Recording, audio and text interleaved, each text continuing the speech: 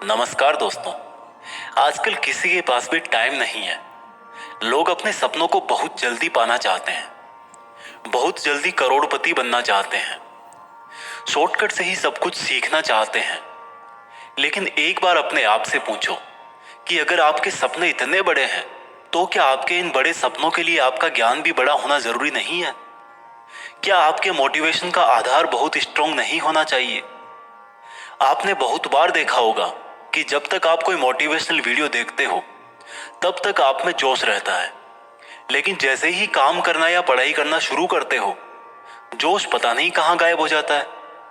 यह वीडियो थोड़ा लंबा है, लेकिन अगर आपने इसमें बताया गया रहस्य जान लिया तो ना तो आपको किसी और मोटिवेशनल वीडियो, किसी ज्ञान की जरूरत पड़ेगी और ना ही ऐसा कोई लक्ष्य होगा जो आज के बाद आप अपनी लाइफ में प्राप्त नहीं कर सको।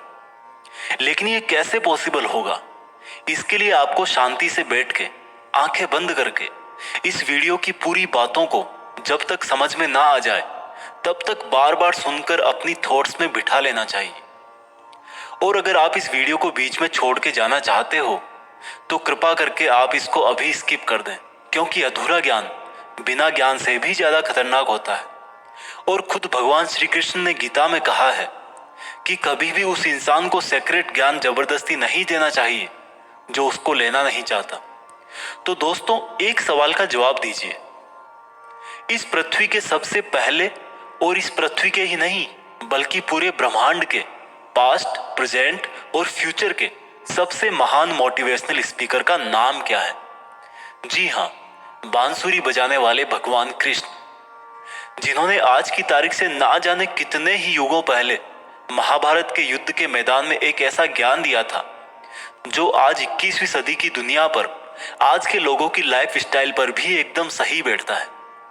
और यह जानकर के बड़े बड़े लोग और रिसर्च करने वाले हैरान हो जाते हैं कि ऐसा कैसे हो सकता है। उस महाभारत के युद्ध के मैदान में दिए गए ज्ञान को पढ़कर Albert Einstein, Mahatma Gandhi, Swami Vivekananda, Annie Besant, Sunita Williams जैसे और ना जाने कितने लोगों ने भी अपना जीवन बदल लिया।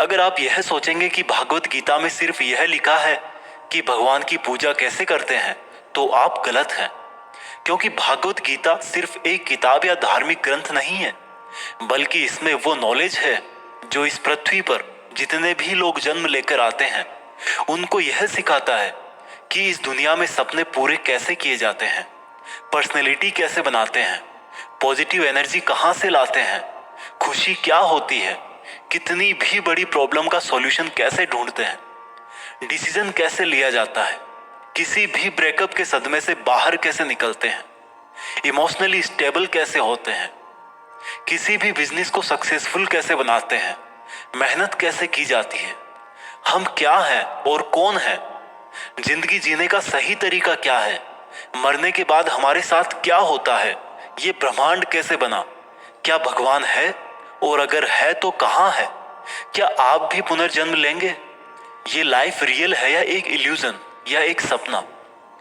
दोस्तों, इस भागवत गीता के ज्ञान ने ही एक दुखी और हारे हुए, धनुष नीचे गिरा देने वाले अर्जुन को महाभारत के महान युद्ध का सर्वश्रेष्ठ योद्धा और विजेता बना दिया।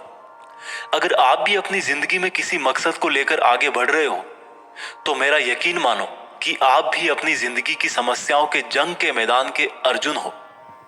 और इसलिए उस गीता ज्ञान को जानना आपकी चॉइस नहीं बल्कि आपका अधिकार है। इस गीता ज्ञान को समझकर आपको एक बात का जरूर एहसास होगा कि ये असली नॉलेज में पहले क्यों नहीं हासिल कर पाया। तो ऐसा क्या है आखिर भागवत गीता में, और इसका मतलब क्या है? भागवत का मतलब है भगवान और गीता का मतलब है गीत, यानी कि ऐसा गीत जो भगवान ने खुद अपने मुंह से गाया हो। भागवत गीता संस्कृत में लिखी गई है, लेकिन इसका ट्रांसलेशन आपको बहुत जगह पर हिंदी, इंग्लिश और अलग अलग भाषाओं में मिल जाएगा। वैसे तो भागवत गीता को जितना समझोगे उतना ही कम है, लेकिन फिर भी इस वीडियो में मैंने गीता के पूरे 18 अध्याय, 700 श्लोक पढ़कर उनको आज की जनरेशन के हिसाब से, स्टूडेंट के हिसाब से, बिजनेसमैन के हिसाब से, अपने करियर में, अपनी लाइफ में, अपने रिलेशनशिप में और अपनी प्रॉब्लम्स में कैसे यूज करते हैं वह बताया है।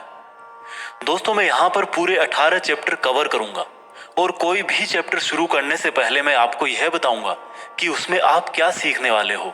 फिर उस चैप्टर को शॉर्ट में समझाऊंगा और उसके बाद उससे सीखने वाली चीजों को डिटेल में समझाऊंगा। अगर आपको यह जानना है कि आखिर भगवान को खुद ज्ञान देने की जरूरत क्यों पड़ी, ये पांडव और कौरव कौन थे और इस महाभारत के युद्ध की शुरुआत कैसे हुई, तो आप मुझे नीचे कमेंट्स में बता सकते हैं। मैं उसका भी वीडियो आपको अलग से दे दूंगा। तो चलो अब मैं आपको सीधा ले चलता हूं कुरुक्षेत्र के युद्ध के मैदान में, जहां पर पांडव और कौरव युद्ध करने के लिए आमने सामने खड़े हैं। भागवत गीता अध्याय 1 सेना का निरीक्षण। दोस्तों, गीता के पहले अध्याय से आपको यह सीखने को मिलेगा कि ऐसी कौन सी सबसे पहली चीज है जो आपको लाइफ में आगे बढ़ने से रोकती है। भले ही आप में बहुत नॉलेज हो, आप में बहुत काबिलियत हो, लेकिन उस एक चीज की वजह से आप सही डिसीजन नहीं ले पाते और अपना काम नहीं कर पाते हैं। इसके साथ साथ सपने से हकीकत में इंसान कैसे बदल जाता है वह भी हम जानेंगे। कौरवों में दुर्योधन बहुत खुश हो रहा था। उसके पास बहुत बड़ी सेना थी।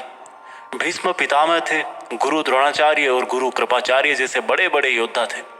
पांडवों की सेना में अर्जुन, भीम सहित पांचों पांडव, भगवान कृष्ण, अभिमन्यु, द्रौपदी के पांचों पुत्र आदि थे।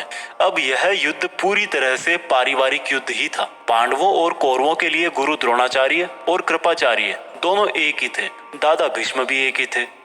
साथ ही साथ पांडव और कौरव दोनों खुद भी चचेरे भाई थे, लेकिन हर कोई जीतने के इरादे से आ रखा था।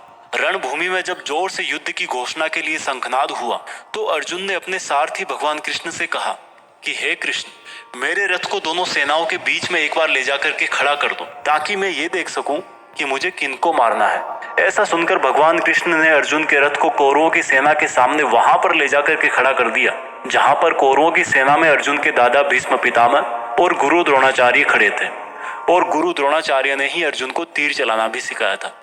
अर्जुन ने युद्ध के मैदान में जिधर भी देखा वहां दोनों तरफ ही सिर्फ परिवार वाले नजर आ रहे थे।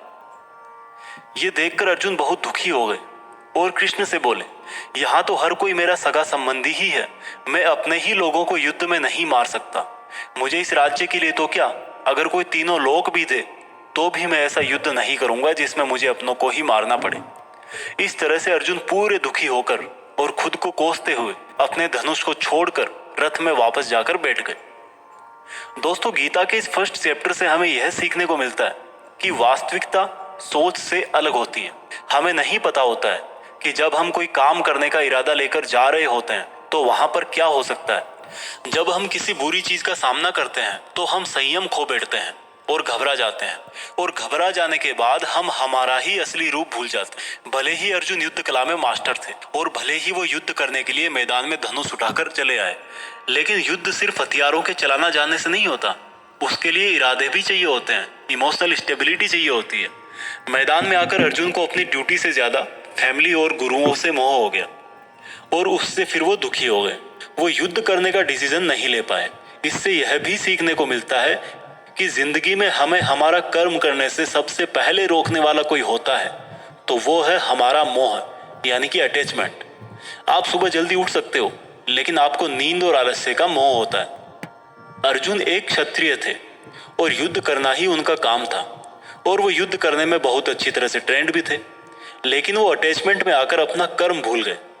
इसलिए अगर लाइफ में आपको चुनौतियों से लड़ना है तो आपको अपने अटैचमेंट को सेक्रीफाइस करना आना चाहिए। दोस्तों, इसको आप इस तरह से भी समझ सकते हो।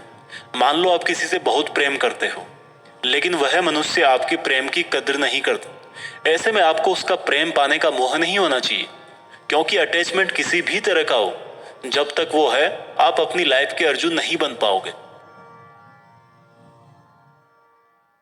भागवत गीता अध्याय 2 गीता का सार। दोस्तों, गीता के दूसरे अध्याय से हमें इमोशनल स्टेबिलिटी, आत्मा, मृत्यु, पुनर्जन्म, डिसीजन मेकिंग के बारे में सीखने को मिलता है, और गुस्से का सबसे बड़ा रीजन और उसका सॉल्यूशन क्या है, कैसे आप किसी भी कंडीशन में खुश रह सकते हो और मेहनत कैसे करते हैं, यह भी आपको सीखने को मिलेगा। जब अर्जुन ने युद्ध करने से मना कर दिया तब सारथी श्री कृष्ण ने अर्जुन से कहा कि अर्जुन, ये तुम्हें अचानक से क्या हो गया?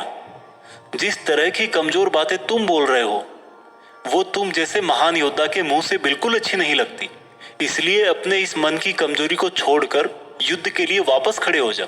अर्जुन बोले कि मैं किस तरह से अपने ही गुरुजी द्रोणाचार्य और दादाजी भीष्म पितामह को मारने के लिए अपना धनुष चला सकता हूँ, क्योंकि ये तो मेरे लिए हमेशा से ही भगवान की तरह रहे हैं। इस युद्ध को करने से अच्छा है कि मैं भिखारी बन जाऊं, क्योंकि अपनों को ही मारूंगा तो जीत में भी मेरी हार ही है। मैं सही और गलत को नहीं समझ पा रहा, इसलिए मेरा मार्गदर्शन करो कृष्ण। श्री कृष्ण मुस्कुराकर अर्जुन को देखने लगे। भले कोई इंसान उनसे कुछ मांगे और वो दे ही ना, ऐसा भी कभी हो सकता है क्या? यहीं से शुरू होता है भागवत गीता का वो ज्ञान जो आपको भी अर्जुन बनकर ध्यान से सुनना और समझना चाहिए। श्री कृष्ण बोले कि अर्जुन, ये तुझे अचानक से क्या हो गया? तुझ जैसे इंसान को किसी दूसरे की मृत्यु को लेकर नहीं डरना चाहिए। और वैसे भी तुझे क्या लग रहा है, ये लोग तेरे मारने से मर जाएंगे और तू ही इनको मारेगा? इन सब लोगों का और तुम्हारा भी पिछला जन्म भी था और अगला जन्म भी होगा। इसलिए जैसा तुम सोचकर दुखी हो रहे हो वह ज्ञान तुम्हारा अधूरा है। और रही बात इनकी मृत्यु का तुझे पाप लगने की, तो ये समझ ले, इनको मारने वाला तू नहीं बल्कि मैं हूं। तू तो इनकी मौत का सिर्फ एक कारण है और ये लोग मरने के बाद भी मेरे ही पास आएंगे, क्योंकि ये लोग शरीर नहीं है बल्कि आत्मा है और आत्मा को किसी भी तरह से नष्ट नहीं किया जा सकता। आत्मा तो अगले जन्म के लिए इस शरीर को उसी तरह से छोड़ देती है जिस प्रकार से तुम अपने पुराने कपड़े बदलकर नए पहनते हो। हे अर्जुन, जन्म देने वाला और मारने वाला मैं ही हूं। और ये बता, क्या तू किसी मरे हुए इंसान को जिंदा कर सकता है? अगर तू मरे हुए को जीवन नहीं दे सकता तो जीवित को भी नहीं मार सकता, क्योंकि जीवन देने वाला भी मैं हूं और मारने वाला भी मैं हूं, और इनकी मौत मैंने तेरे ही हाथों लिखी है। और अर्जुन, अगर तुझे ऐसा लगता है कि आत्मा भी मरती है तो ये जान ले कि आत्मा जैसे जन्म लेकर मरती है वैसे ही मरने के बाद प्रकृति का चक्र पूरा करने के लिए उसको फिर से जन्म लेना पड़ेगा। इस प्रकार से भी आत्मा नष्ट नहीं हुई। और जब प्रकृति ऐसे ही चलती है तो भला तू इसका जिम्मेदार कैसे हुआ? अर्जुन, जिस क्षत्रिय को जीवन में युद्ध करने का अवसर प्राप्त होता है वो ना केवल भाग्यशाली है बल्कि उसका तो धर्म और कर्म ही युद्ध करना है। और अगर तूने ये युद्ध नहीं किया तो इसका मतलब यह होगा कि तूने अपना धर्म और कर्म अच्छी तरह से नहीं निभाया और इसलिए तेरे नाम के साथ कलंक जुड़ जाएगा। और तेरे जैसे अर्जुन के लिए तो कलंक उसकी मौत से भी बड़ा है। जो लोग तुझे बहुत सम्मान दिया करते थे वही लोग तेरी बहुत बुराइयां करेंगे, तेरी वीरता पर सवाल उठाएंगे। इसलिए अर्जुन, तू सुख दुख, हार जीत और फायदे नुकसान को छोड़कर अपने विचारों को स्थिर कर और युद्ध के लिए धनुष उठा, जिससे या तो तू युद्ध में मारा जाकर मेरी ही शरण में आएगा या फिर विजेता बनकर धरती पर ही सुख भोगेगा। हे अर्जुन, तुमने आज तक जितना भी सीखा है वो मेरे इस ज्ञान के आगे बहुत छोटा है। तुम काम करने के पहले ही उसके परिणाम के बारे में सोच लेते हो, जबकि तुम्हें यह जान लेना चाहिए कि फल देने वाला मैं हूं और कर्म करने वाले हो तुम। तुम अपना काम करो, मैं अवश्य अपना काम करूंगा। इस बात पर अर्जुन ने श्री कृष्ण से सवाल किया कि आपने मुझे अपने विचारों को स्थिर यानी कि अपने इमोशंस और थॉट को कंट्रोल करने को कहा है, तो यह मैं कैसे करूं? इस पर श्री कृष्ण बोले कि जो व्यक्ति अपने मन की सभी इच्छाओं और अपने सभी कर्मों के फल के बारे में सोचना बंद कर देता है वही स्थिर बुद्धि कहलाता है। ऐसे व्यक्ति को ना तो खुद के साथ बुरा होने से दुख होता है और ना ही किसी अच्छे काम में खुशी होती है। जिसके मन से हर प्रकार का डर, भावना और क्रोध नष्ट हो गए हैं, जो शुभ अशुभ के चक्कर से बाहर निकल गया है, जो इस प्रकार से अपनी इच्छाओं को वश में कर लेता है जैसे कोई कछुआ खुद को खुद में ही समेट लेता है, उस मनुष्य की बुद्धि स्थिर हो जाती है। क्योंकि अपनी इच्छाओं के बारे में सोचते रहने से हमें वो इच्छाएं अच्छी लगने लगती है।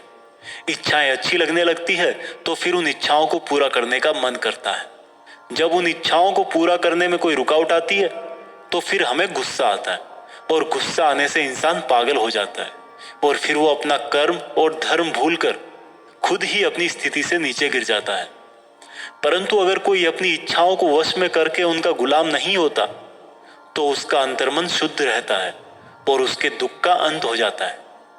और जब उसके सब दुख ही समाप्त हो जाते हैं तो उसकी बुद्धि स्थिर हो जाती है। परंतु जिसकी इच्छाएं और कामनाएं उसके मन से नहीं जाती है वो मनुष्य कभी शांति नहीं पाता, और जब शांति ही नहीं पाएगा तो वो खुश कैसे रहेगा भला। उसकी हालत तो उस नाव की तरह होती है जिसको उसकी इच्छाओं की हवा किसी भी दिशा में बहा करके ले जा सकती है। स्थिर बुद्धि वाला प्राणी तो उस समुद्र की तरह है जिसमें चाहे कितनी ही नदियां आके मिले फिर भी उसको कोई फर्क नहीं पड़ता। और इसी तरह का स्थिर बुद्धि वाला प्राणी मृत्यु के बाद मेरी ही शरण में आता है। दोस्तों, अब आते हैं इस चैप्टर के मीनिंग पर। आप में से बहुत सारे लोग होंगे जो अपने प्रियजनों को खो देते हैं, और आज तक आप लोगों में से जिसने भी अपने प्रियजन को मृत्यु के द्वारा इस संसार से नहीं खोया है उसको भी यह जान लेना चाहिए कि उनकी जिंदगी में भी उनके किसी सबसे प्रिय, यहाँ तक कि खुद की भी मौत एक दिन जरूर होगी। लेकिन इससे उदास होने की कोई बात नहीं है, क्योंकि खुद भगवान ने ही कहा है कि हम अपने जन्म से पहले भी इस दुनिया में नहीं थे और मौत के बाद भी नहीं रहेंगे, लेकिन उस समय हम किसी न किसी रूप में इस ब्रह्मांड में जरूर रहेंगे। और इसलिए हमें मौत से नहीं डरना चाहिए, क्योंकि या तो हमारा पुनर्जन्म होगा या फिर हम परमात्मा में हमेशा के लिए मिल जाएंगे। और जब सब लोग आखिर में एक ही जगह मिल जाएंगे तो फिर क्या भावुक होना। और यही प्रकृति का नियम भी है। और हम कोई शरीर नहीं है जो हमें डरने की जरूरत है। हम आत्मा है और उसी का अंश है जिसको हम भगवान कहते हैं। और अगर हमें बनाने वाला भगवान है तो फिर हमें उससे ही मिलने का प्रयत्न करना चाहिए। ये दुनिया तो मात्र उस ईश्वर का एक मायाजाल है। अब दोस्तों, अर्जुन डिसीजन नहीं ले पा रहे थे। जब भी हम कोई डिसीजन लेते हैं तो एक तरफ हमारा अटैचमेंट होता है और दूसरी तरफ वो होता है जो हमें करना चाहिए। और इसी मोह के चक्कर में हम वो नहीं कर पाते जो हमारा रियल काम होता है और जो हमें लाइफ में सफलता के रास्ते पर आगे ले जाता है। उदाहरण के लिए, अगर आपको घर से दूर पढ़ाई करने के लिए या सपने पूरे करने के लिए घर से दूर जाना पड़ रहा है तो आपको अपने परिवार का मोह छोड़ना पड़ेगा। इसी तरह से आपको हर डिसीजन में यह देखना है कि आपकी लाइफ में मोह कौन कौन से हैं और आपके कर्तव्य के लिए जरूरी क्या है। इसके बाद बात करते हैं कि हमारी प्रॉब्लम्स का सबसे बड़ा कारण क्या है और उनका सबसे बड़ा सॉल्यूशन भी क्या है। दोस्तों, हमारे दुखों का सबसे बड़ा कारण है हमारा अपनी इच्छाओं के बारे में सोचना। जब हम अपनी इच्छाओं के बारे में सोचते हैं तो समय बीतने के बाद हम उनको पूरा करने की भी कोशिश करते हैं, और जब वो कोशिशें नाकाम हो जाती है तो हमारे अंदर गुस्सा पैदा हो जाता है। और गुस्सा ऐसी चीज है जिसको अगर किसी ने शरीर छोड़ने के पहले नहीं छोड़ा तो कभी आप अपने जीते जी खुश नहीं रह पाओगे। आप हमेशा अपने आप को समस्याओं से घिरा हुआ ही पाओगे, क्योंकि ये दुनिया तो सिर्फ आपका ही रिफ्लेक्शन है। अब आप यह भी बोलोगे कि अगर जिंदगी में कोई इच्छा ही नहीं रखेंगे तो सक्सेस कैसे हासिल होगी, नाम कैसे कमाएंगे। तो दोस्तों, इसके बारे में भगवान कृष्ण ने कहा है कि सबसे पहले आप अपने कर्म को पहचानिए, यानी कि आपके लिए ऐसा क्या करना जरूरी है जो आपको अपना लक्ष्य प्राप्त करवाएगा। और उसके बाद सफल होने की उम्मीद या असफल होने का डर मन में पैदा किए बिना अपने काम को ऐसे करें जैसे वो काम आप नहीं बल्कि खुद भगवान कर रहे हैं। और इस तरह से आपकी हिम्मत कभी नहीं टूटेगी, क्योंकि आपको यह लगेगा कि ये काम मैं नहीं बल्कि मेहनत भगवान कर रहे हैं। और इस तरह से आपकी हिम्मत कभी नहीं टूटेगी, क्योंकि आपको यह लगेगा ही नहीं कि आप मेहनत कर रहे हो। भागवत गीता अध्याय 3 कर्म योग। दोस्तों, अब गीता के 3rd चैप्टर में हम जानेंगे कि ऐसी कौन सी 2 चीजें हैं जो आपको इस दुनिया में कुछ भी हासिल करके दे सकती है। इसमें यह भी जानेंगे कि हम क्या हैं और हमारे अपने मन को अपने काबू में करके अपनी सभी गंदी आदतें कैसे छोड़ें और अपनी मनचाही मंजिल कैसे प्राप्त करें। अर्जुन बोले, हे कृष्ण, आपकी बातें सुन के ऐसा लग रहा है कि जैसे ज्ञान कर्म से ज्यादा सही है, लेकिन आप तो मुझे सन्यासी बनने की जगह युद्ध करने के लिए बोल रहे हो। तो आप ये बताइए कि मैं ज्ञान का रास्ता अपनाकर सन्यासी बनूं या कर्म का रास्ता अपनाकर युद्ध लड़ूं। सुनकर कृष्ण बोले, इस संसार में मैंने खुद ने ही 2 तरह के योग बनाए हैं। योग मतलब ऐसा रास्ता जिससे हम अपना जीवन सफल बनाते हैं। उनमें से एक है ज्ञान योग और दूसरा है कर्म योग। और अर्जुन, तुम एक मनुष्य हो, तुम चाह करके भी अपने शरीर के कर्मों को पूरी तरह से नहीं छोड़ सकते। उदाहरण के लिए, तुम्हें हर पल सांस तो लेना ही पड़ेगा। अगर पेट है तो खाना तो पड़ेगा ही। और अगर तुम इन सब को किसी भी शक्ति से रोकना भी चाहोगे तो क्या निश्चित है कि तुम अपनी इच्छाओं के बारे में नहीं सोचोगे। कहने का मतलब है तुमसे जाने अनजाने में कर्म तो हो ही जाएगा, क्योंकि तुम मनुष्य हो और तुम तो वैसे क्षत्रिय हो तो तुम अपने धर्म से भी बंधे हो। इसलिए तुम्हारे लिए संन्यास के रास्ते की जगह कर्म का रास्ता ज्यादा सही है। मतलब ज्ञान योग या सांख्य योग की जगह कर्म योग ज्यादा सही है।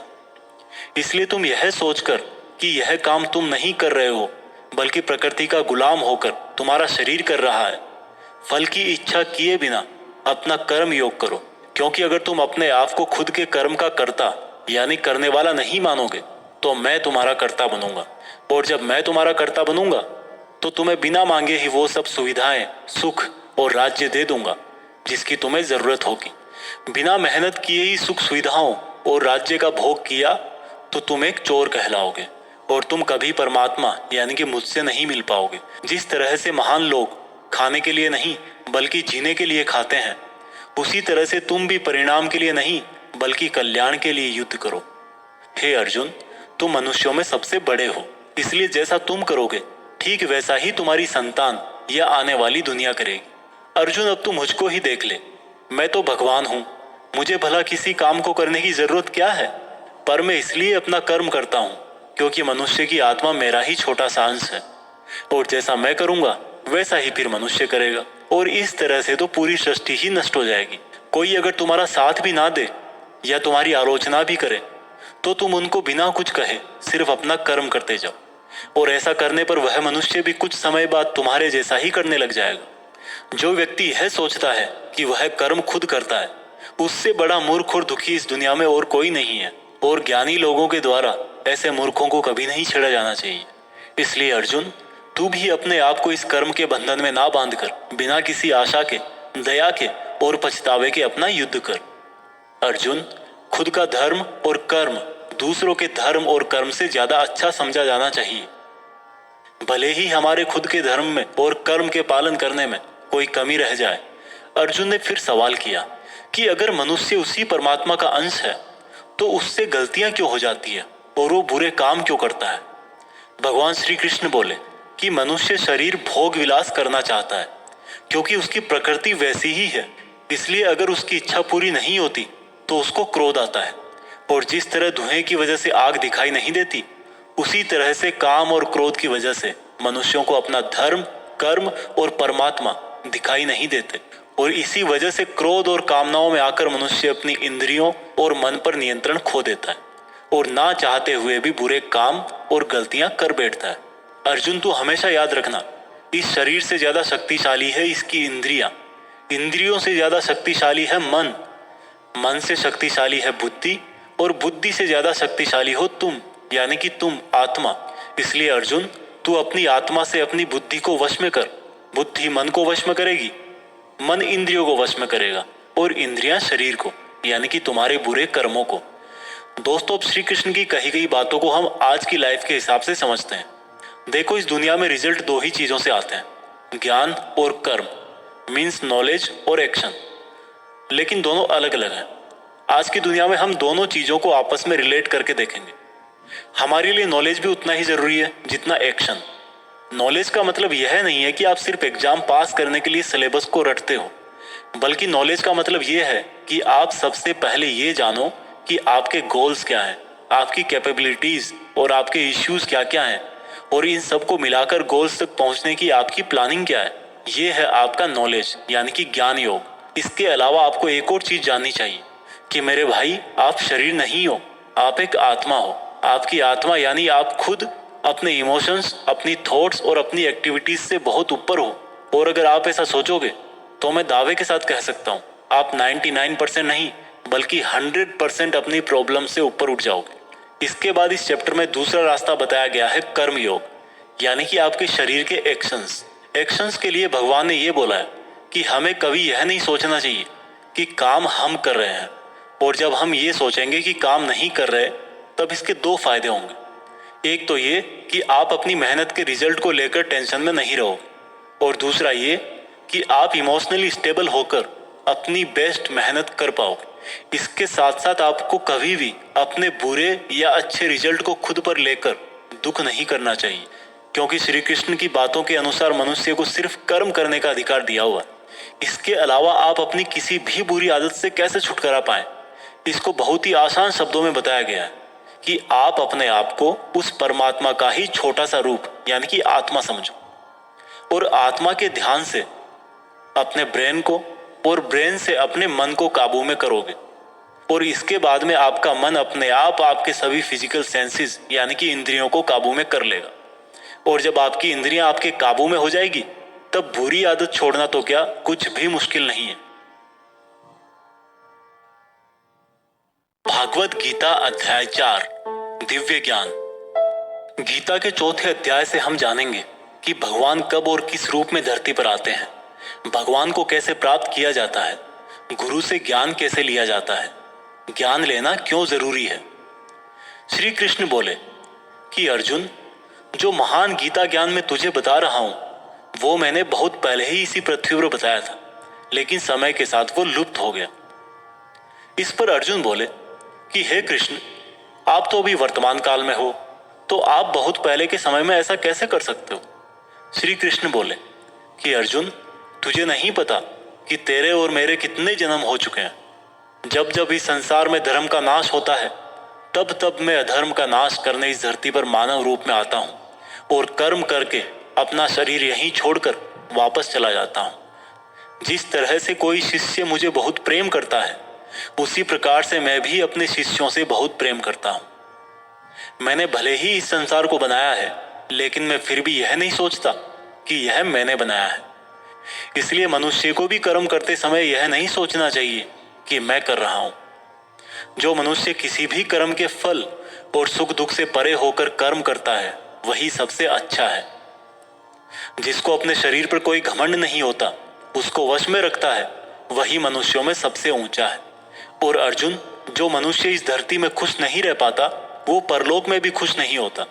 इसलिए किसी भी मनुष्य को अपने गुरु को पहचान कर, अपनी इंद्रियों को जीत कर, अपना लालच छोड़कर उनकी सेवा करके उनसे वह ज्ञान सीखना चाहिए जिससे बड़े बड़े पापी भी मेरी शरण में आ जाते हैं।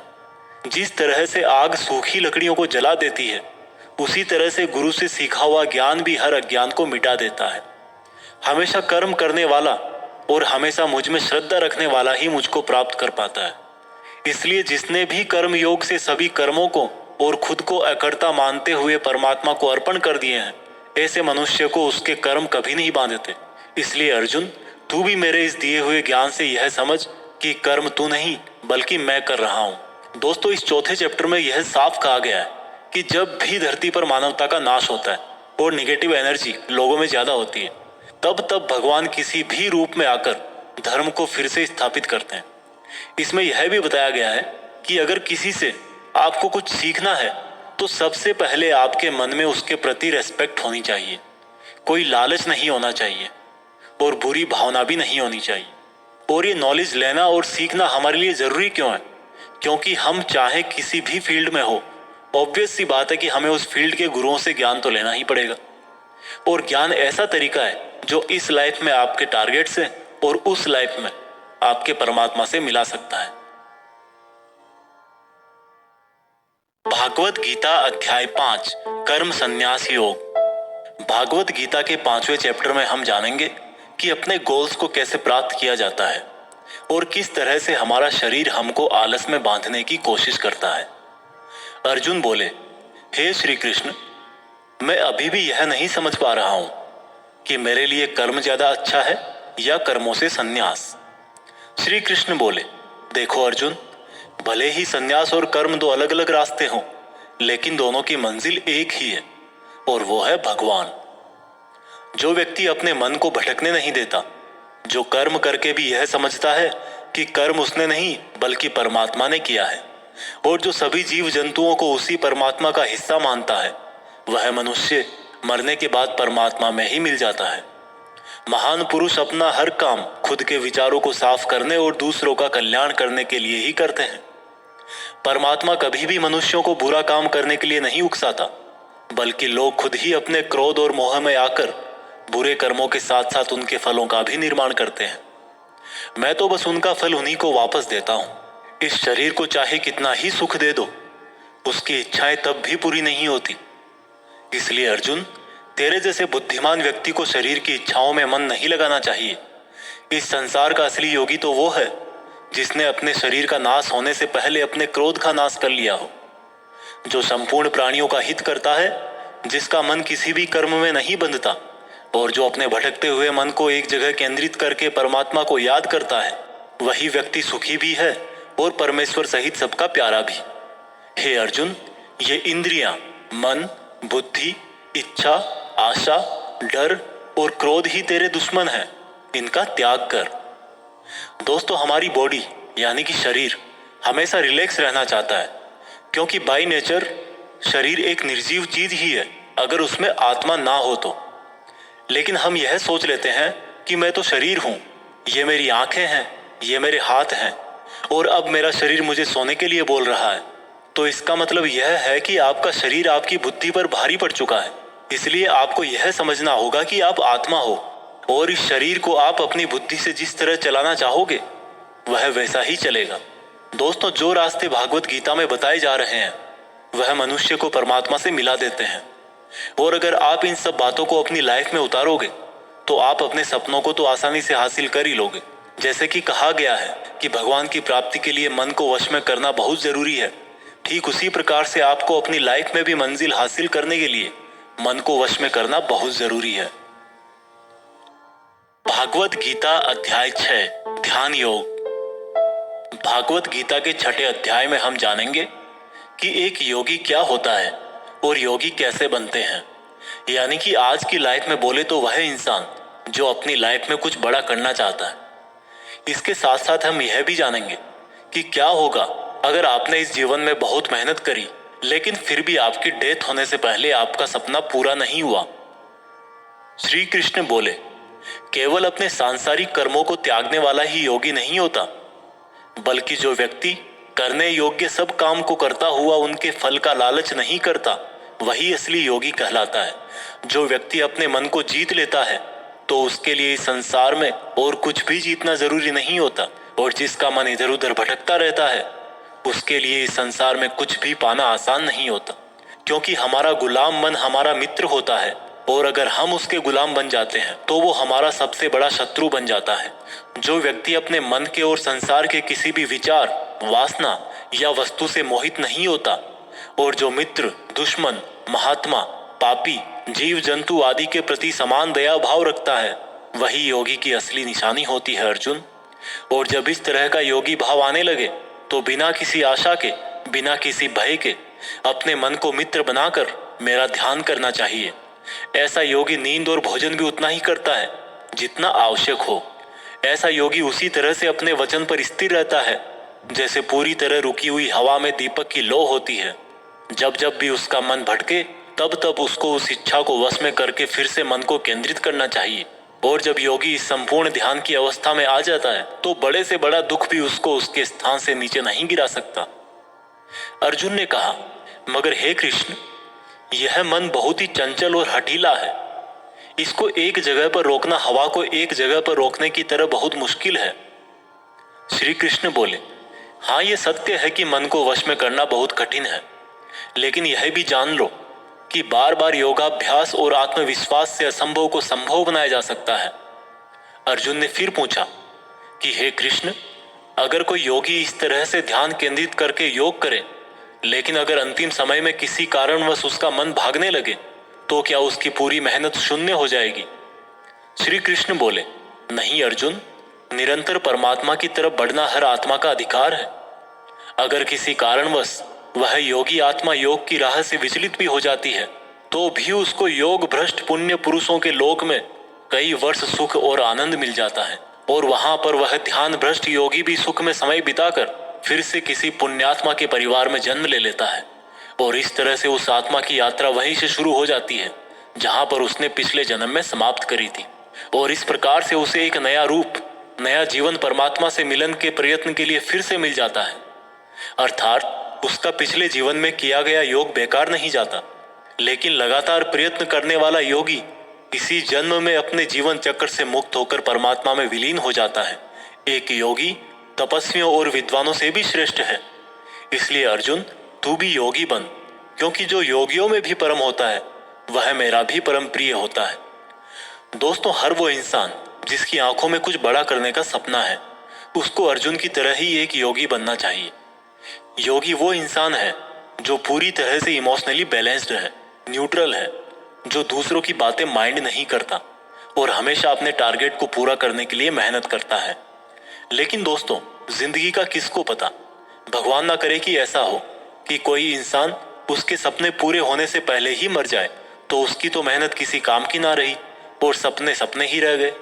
पर एक बहुत ही सीक्रेट बात भगवान कृष्ण ने इस अध्याय में यह बताई है कि अगर आप मेहनत कर रहे हो और आपने बहुत एक्सपीरियंस गेन कर लिया है, बहुत नॉलेज हासिल कर लिया है, लेकिन फिर भी आपको मंजिल नहीं मिली और किसी रीजन की वजह से, परमात्मा ना करे ऐसा हो, पर आपकी डेथ हो जाए या सपने के लिए मेहनत करते करते बूढ़े होकर मर जाओ, तो इस केस में चाहे आपको जीते जी फल मिले या ना मिले, मरने के बाद में आपको स्वर्ग में अपने कर्मों के अनुसार पूरा सुख मिलेगा। और जब आपके अच्छे कर्मों का बैलेंस खत्म हो जाएगा तो आप फिर से धरती पर जन्म लेकर आओगे और बाय नेचर आप ऐसे माहौल या घर में जन्म लोगे जिसमें आपको पिछले जन्म के ज्ञान वाला लेवल नेचुरली ही मिल जाएगा और आपको उसके आगे की मेहनत करने के लिए फिर से एक पूरी नई जिंदगी मिल जाएगी। ऐसा मैं नहीं, स्वयं कृष्ण ने योगी के बारे में बताते हुए इस गीता के 6 चैप्टर के श्लोक नंबर 37 से लेकर श्लोक नंबर 45 तक यही बात कही है और ये भी कहा है कि ये उनके लिए एप्लीकेबल है जो सच में बहुत बहुत मेहनत करते हैं। यह भागवत गीता सार आप YouTube के जीत फिक्स चैनल पर सुन रहे हैं। भागवत गीता अध्याय 7 भगवान का ज्ञान। भागवत गीता के 7वें चैप्टर में बताया गया है कि ईश्वर किस तरह से इस संसार को चलाते हैं, ईश्वर को कौन से भक्त बहुत अच्छे लगते हैं, इंसान भगवान को क्यों नहीं जान पाता है। भगवान कृष्ण बोलते हैं कि हे अर्जुन, अब मैं तुझे वो बातें बताने वाला हूं जिनको जानकर तुझे इस संसार में दूसरा कोई सा भी ज्ञान जानने की जरूरत नहीं पड़ेगी। हजारों लोगों में से कोई एक मुझे प्राप्त करने की कोशिश करता है और ऐसे हजारों कोशिश करने वालों में से कोई एक ही मुझे बहुत समर्पण के साथ प्रेम करता है। मेरे 2 रूप हैं, एक जड़ रूप यानी कि जिसमें पृथ्वी, अग्नि, जल, वायु और आकाश के साथ साथ मन, बुद्धि और अहंकार है। वही दूसरा चेतन रूप जिसमें इस सृष्टि का चक्र है। समय को भी मैं ही चलाता हूं। जल, सूरज, चंद्रमा, ओमकार में मैं ही हूं। पृथ्वी की सभी पवित्र गंध, अग्नि और बुद्धिजीवियों का तेज, तपस्वियों का तप, धर्मों का पवित्र कर्म, बलवानों का बल और अलग अलग समय कालों का बीज भी मैं ही हूं। इस संसार के लोग सांसारिक गुणों के गुलाम हैं, इसलिए मुझे नहीं जान पाते और वास्तव में तो ये सांसारिक गुण भी मेरी ही माया है। मगर जो मनुष्य इस मेरे ही माया जाल को तोड़ देता है वो मेरा हो जाता है। माया जाल में फंसे हुए मूर्ख लोग मेरी शरण में नहीं आ पाते हैं। कोई भी भक्त 4 तरह से मेरी पूजा करता है, कोई प्राप्ति चाहने वाला, कोई दुख के संकट में याद करने वाला, मुझे जानने की इच्छा रखने वाला या फिर मुझे पहले से ही जानने वाला। लेकिन इनमें से मुझे अत्यंत प्रेम करने वाला ज्ञानी बहुत पसंद है। ये चारों ही तरह के भक्त दयावान होते हैं, लेकिन ज्ञानी पुरुष तो मानो जैसे मेरा ही रूप हो। और ज्ञानियों में भी जो व्यक्ति मुझे बहुत सारे जन्मों से मानता आया है वो मृत्यु के पश्चात मुझ में ही समा जाता है। जो लोग किसी इच्छा पूर्ति के लिए अगर किसी देवता की भक्ति करते हैं तो मैं उन भक्तों की आस्था उन्हीं देवताओं में स्थिर कर देता हूं और वो भक्त उन्हीं देवताओं को प्राप्त हो जाते हैं। लेकिन यह फल ज्यादा समय तक नहीं चलता और अगर कोई भक्त अगर किसी भी प्रकार से मेरी ही पूजा करता है तो उसे मैं अपना ही बना लेता हूं। जो मूर्ख मुझे जन्म लेने और मरने वाला मानते हैं वो मुझे प्राप्त नहीं कर पाते। मैं भूतकाल, वर्तमान और भविष्य को पूरा जानता हूं, जबकि श्रद्धा रहित लोग मुझे भी नहीं जान पाते। जो भक्त इस सांसारिक मोह और माया को छोड़कर श्रेष्ठ कर्मों का आचरण करके मेरी भक्ति करते हैं वो इस मृत्यु से मुक्त होकर मुझ में ही समा जाते हैं। तो दोस्तों, आज के समय के हिसाब से इस चैप्टर का मतलब आप इस तरह से निकाल सकते हैं। जब आप अपनी लाइफ में कोई टारगेट सेट करते हो तो आप टाइम बीतने के बाद टारगेट को भूलने लगते हो, क्योंकि डिस्ट्रैक्शंस बहुत सारे होते हैं।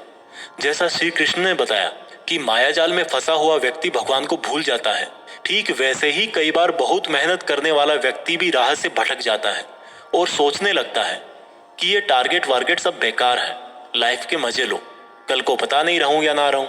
और इस तरह के लोगों को गीता में मूर्ख कहा गया है, जो इतना भी नहीं जानते कि ये डिस्ट्रैक्शन तो खुद मेहनत करने वालों को आजमाते हैं कि ये इंसान उसमें उलझ के रह जाएगा या इसको पार कर जाएगा। और इस तरह से लगातार बिना भटके जो हार्डवर्क करता है उसी को सक्सेस मिलती है।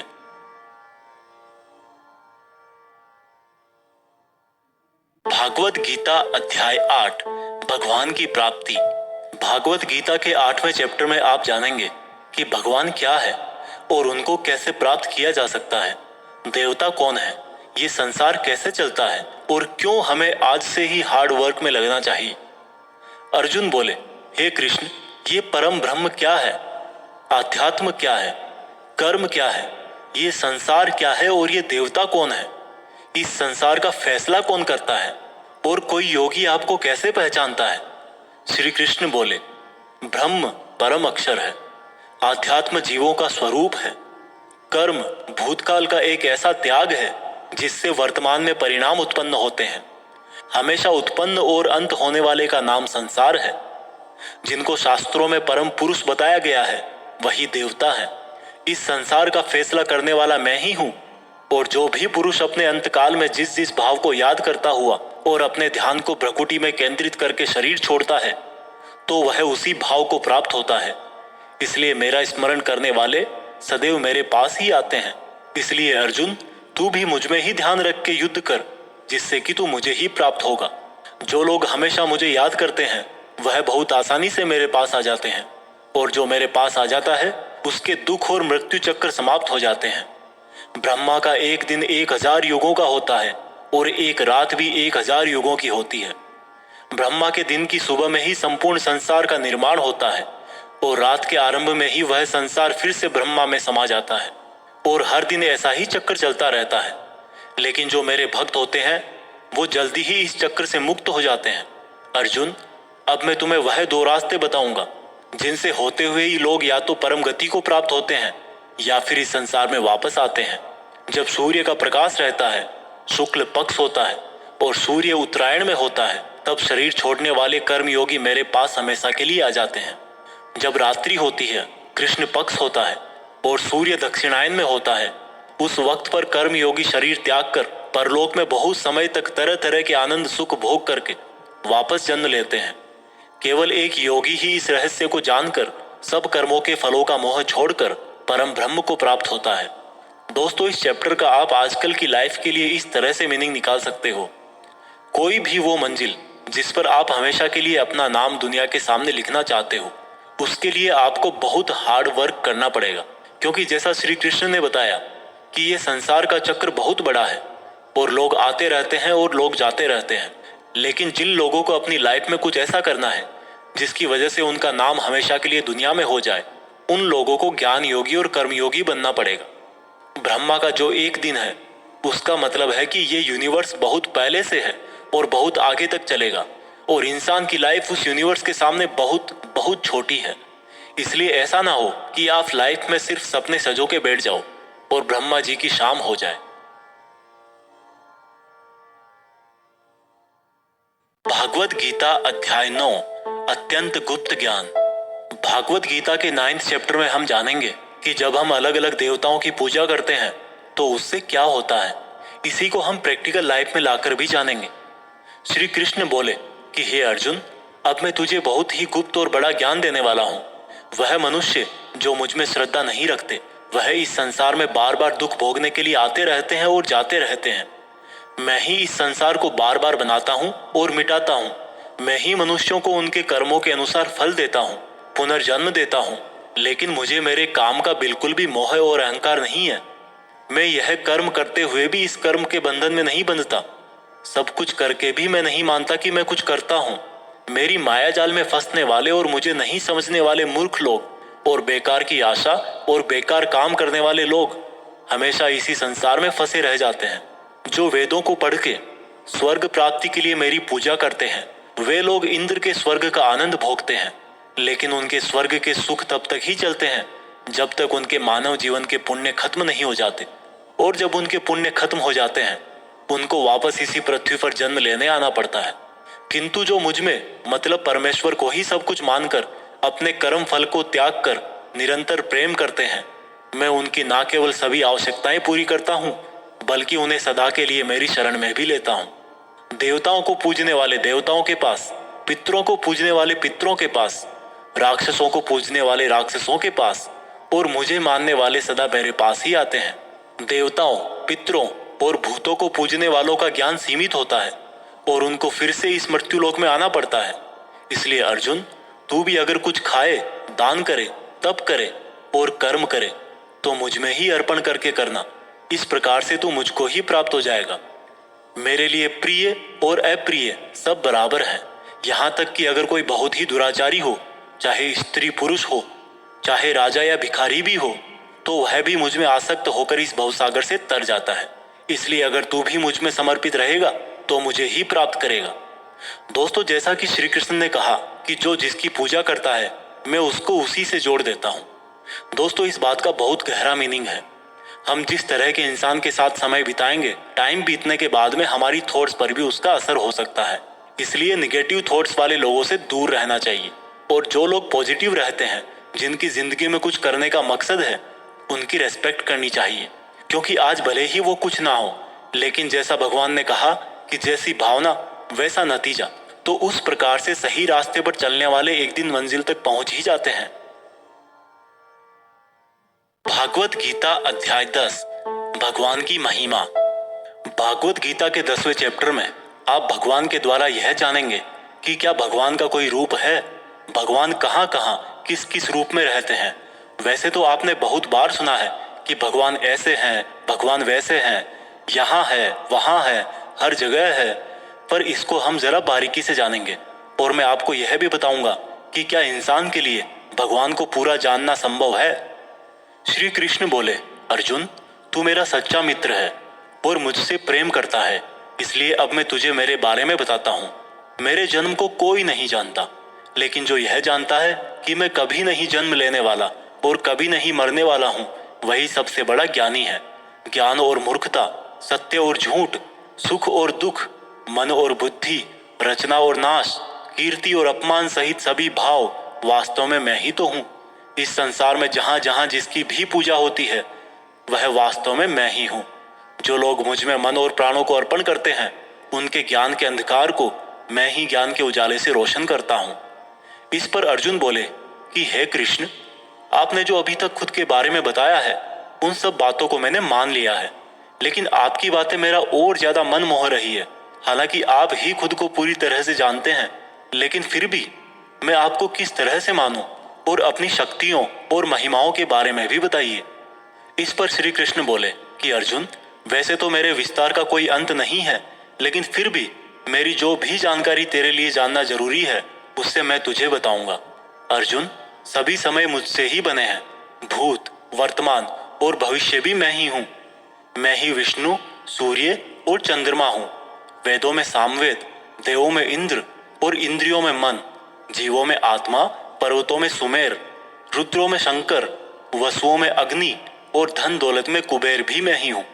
जल में समुद्र, ग्रहों में बृहस्पति, अड़े रहने वालों में पहाड़, देवर्षियों में नारद, पेड़ों में पीपल, हाथियों में एरावत, मनुष्यों में राजा, गायों में कामधेनु, सर्पों में सर्पराज, नागों में शेषनाग, राजाओं में यमराज, गणनाओं में गणित, पक्षियों में गरुड़, योद्धाओं में श्रीराम, समुद्र में मगरमच्छ, नदियों में गंगा, विद्याओं में ब्रह्म विद्या, विवादों का निर्णय, अक्षरों में ओम, कालों का महाकाल, मंत्रों में गायत्री, महीनों में मार्गशीर्ष, ऋतुओं में बसंत भी केवल मैं ही हूँ। छलों का जुआ, जीतने वालों की विजय, निश्चय करने वालों का निश्चय और भक्त पुरुषों की भक्ति भी मैं ही हूँ। वृष्णवंशियों में कृष्ण यानी कि स्वयं मैं, पांडवों में अर्जुन यानी कि तू, मुनियों में वेदव्यास और कवियों में शुक्राचार्य भी मैं ही हूँ। जीतने वालों की रणनीति और रहस्य रखने वालों का मौन भी मैं ही हूँ। हे अर्जुन, इस ब्रह्मांड में जितना भी जाना और अनजाना है वह सब मैं ही हूँ और मेरा कोई अंत नहीं है। इसलिए हे अर्जुन, मुझे पूरा जानना तेरे लिए किसी काम का नहीं है। बस तू इतना जान ले कि ये संसार तो मेरे एक छोटे से अंश मात्र से ही चलता है। दोस्तों, इस चैप्टर में आप जान गए होंगे कि ऐसी कोई जगह नहीं है जहां पर भगवान ना हो। और श्री कृष्ण ने यह भी कहा है कि अर्जुन को ना तो ईश्वर को पूरा जानना जरूरी है और ना ही वो पूरा डिटेल में जान पाएंगे। दोस्तों, इसको आप अपनी लाइफ में इस तरह से रिलेट करो कि जैसे भगवान ने कहा कि मैं अनंत हूँ और तू उतना ही जान जितना तेरे लिए जरूरी है। ठीक उसी प्रकार से आपको भी अपनी लाइफ में उन चीजों में अपनी एनर्जी और टाइम वेस्ट नहीं करना चाहिए जिनको जानना आपके लिए जरूरी नहीं होता। सिर्फ आप इतना ध्यान रखें कि ऐसा कौन सा नॉलेज है जो आपको अपनी मंजिल तक पहुंचाएगा। भागवत गीता अध्याय 11, भगवान का अनंत रूप। भागवत गीता के 11वें चैप्टर में भगवान के विराट रूप के बारे में जानेंगे। अर्जुन बोले, हे कृष्ण, आपके दिए हुए ज्ञान से मेरे संदेह दूर हो गए हैं, लेकिन अगर संभव हो तो मैं आपका महान रूप देखना चाहता हूँ। इस पर श्री कृष्ण ने कहा, अवश्य अर्जुन, परंतु तू इन मानव की आंखों से यह सब नहीं देख पाएगा, इसलिए मैं तुझे यह सब देखने के लिए दिव्य आंखें देता हूँ। इसके बाद जो अर्जुन ने देखा वह वास्तव में कल्पना से परे था। भगवान का ना तो कोई आरंभ था, ना कोई मध्य था और ना कोई अंत था। परम ब्रह्म से इतना प्रकाश निकल रहा था जितना हजारों सूरज से भी नहीं निकल सकता। अर्जुन ने बहुत तरह के संसारों को श्री कृष्ण में समाहित देखा। अर्जुन ने हाथ जोड़ते हुए श्री कृष्ण से कहा, हे परम ब्रह्म, मैं आपके शरीर में सभी देवों को, सब मनुष्यों को देख रहा हूँ, लेकिन आपके शरीर का ना तो कोई आरंभ दिख रहा है, ना कोई मध्य है और ना ही कहीं अंत। आप में हर तरह के अस्त्र शस्त्र हैं, हर तरह के प्रकाश और सूर्य हैं। स्वर्ग और धरती के बीच का पूरा आकाश मानो आपसे ही भर गया है। कई देवता के समूह आप में प्रवेश कर रहे हैं, कई आपकी वंदना कर रहे हैं, तो कई लोग भयभीत होकर हाथ जोड़े खड़े हैं। आपके अनंत हाथ पैर, पेट, आंखों, मुंह वाले रूप को देखकर समस्त सृष्टि सहित मैं बहुत व्याकुल हो रहा हूँ। मैं पांडवों, कौरवों की संपूर्ण सेना के महान योद्धाओं को अंत होकर आप में जाता हुआ देख पा रहा हूँ। आपके अनेक तरह के उग्र रूप इस संपूर्ण ब्रह्मांड को बहुत ऊर्जा दे रहे हैं। हे कृष्ण, इतने रूपों में आप कौन से हो? मैं आपको पहचान नहीं पा रहा हूँ। इस पर कृष्ण बोले, मैं हर जगह हूँ और मैं ही समय हूँ। इन सेनाओं के योद्धाओं को नष्ट करने के लिए प्रकट हुआ हूँ। इन सब योद्धाओं की मौत मैं पहले ही लिख चुका हूँ। तू तो सिर्फ इनकी मौत का कारण है, मारने वाला तो स्वयं मैं ही हूँ। इस पर अर्जुन भयभीत लेकिन गदगद होकर बोले, हे भगवान, आपका यह रूप देखकर अब मुझे पता लगा कि क्यों योगी, महर्षि, देवता जैसी आत्माएं आपका पूजन करती है। आप तो सत्य और असत्य से भी परे हैं। आपके इस रूप का वर्णन करने के लिए मेरे पास कोई शब्द नहीं है। आप ही इस जगत के पालनकर्ता और विनाशक हो। आपको कोटि कोटि नमस्कार, आपको कोटि कोटि नमस्कार, नमस्कार। आपके लिए हर दिशा से नमस्कार, क्योंकि आपका कोई आदि नहीं है, मध्य नहीं है और अंत भी नहीं है। हे प्रभु, मैंने जाने अनजाने में आपको भाई, कृष्ण, मित्र कहा है और कई बार लोगों के सामने आपका मजाक भी उड़ाया है। मुझे आपके इस सत्य का पता नहीं था, इसलिए अगर संभव हो तो मुझे क्षमा कीजिए। मैं आपकी वंदना करता हूँ। पिता जैसे पुत्र को और सखा जैसे सखा को क्षमा कर देता है, वैसे ही आप भी मुझे क्षमा करें। आपके इस रूप को देखकर मैं खुश भी हो रहा हूँ और भयभीत भी हूँ, इसलिए अब कृपा करके आप अपना प्रसिद्ध चतुर्भुज विष्णु रूप दिखाइए। मैं आपको मुकुट, चक्र और गदा के साथ देखना चाहता हूँ। इस पर श्री कृष्ण बोले कि अर्जुन, मैंने तेरे आग्रह पे वह रूप दिखाया है जिसको आज तक कोई मनुष्य नहीं देख पाया है और ना ही देख पाएगा। मेरे इस रूप और अनंत आकार को देखकर तू व्याकुल भी ना हो और पागल भी ना हो, और अब तेरी इच्छा अनुसार तू मेरा चतुर्भुजी रूप भी देख। इस प्रकार से श्री भगवान ने अपना चतुर्भुजी रूप दिखाकर अर्जुन का साहस बंधाया और अनंत रूप से उत्पन्न हुई व्याकुलता भी दूर करी। इस पर अर्जुन बोले कि हे कृष्ण, अब मैं आपके इस रूप को देखकर फिर से शांत हो गया हूँ। कृष्ण बोले, अर्जुन, जो चतुर्भुजी रूप तुमने अभी देखा है वो बड़ा ही दुर्लभ है और इसको देखने के लिए देवता भी तरसते हैं। यह चतुर्भुजी रूप किसी भी यज्ञ, दान, तप और वेद से देखा जा सकता है, परंतु अर्जुन, जो तेरी तरह मेरा परम भक्त है, कर्तव्य परायण है, वासना और बैर रहित है, वह अंत में मुझे ही प्राप्त होता है। इसलिए मैंने यह रूप तुझे दिखाया है। दोस्तों, गीता के इस अध्याय से आप आज के टाइम में यह सीख सकते हो कि अगर हम अपनी मेहनत के रास्ते पर सही हैं तो कई बार हमें अपनी सफलता को पाकर विश्वास नहीं होता। हमें पता ही नहीं लगता कि हमने इतनी मेहनत कर ली, और जब सफलता आती है तब भी लगता है कि ये तो बहुत बड़ी है, मैंने इतनी मेहनत तो की ही नहीं थी। और दोस्तों यही महान लोगों का एक गुण भी है, वो मेहनत करते हैं लेकिन उनको यह भी आभास नहीं रहता कि वो कितनी मेहनत कर रहे हैं। यह उनके बड़प्पन को दिखाता है। भागवत गीता अध्याय 12 भक्ति योग। दोस्तों गीता के 12वें चैप्टर में हम जानेंगे कि अपने गोल्स पर कैसे अडिग रहें, एक स्टूडेंट को क्या करना चाहिए। अर्जुन ने कहा कि हे भगवान, आपको क्या मानकर पूजना ज्यादा अच्छा है, रूप या फिर निराकार। श्री कृष्ण ने कहा, जो भक्त मन को एकाग्र करके श्रद्धा से युक्त होकर मुझ सगुण रूप परमेश्वर को भजते हैं, वह मुझे योगियों में श्रेष्ठ लगते हैं। परंतु जो भक्त अपनी इंद्रियों को वश में करके मन बुद्धि से परे मेरे अविनाशी रूप पर ध्यान लगाते हैं, वह मुझे ही प्राप्त होते हैं। जो भक्त अपने कर्मों को मुझ में अर्पण करके मेरा चिंतन करते हैं, वो भी मुझे ही प्राप्त होते हैं। इसलिए तू मन को मुझ में ही लगा, और अगर तेरे लिए मन को वश में करना संभव नहीं है तो तू योग द्वारा मुझको प्राप्त करने का प्रयत्न कर।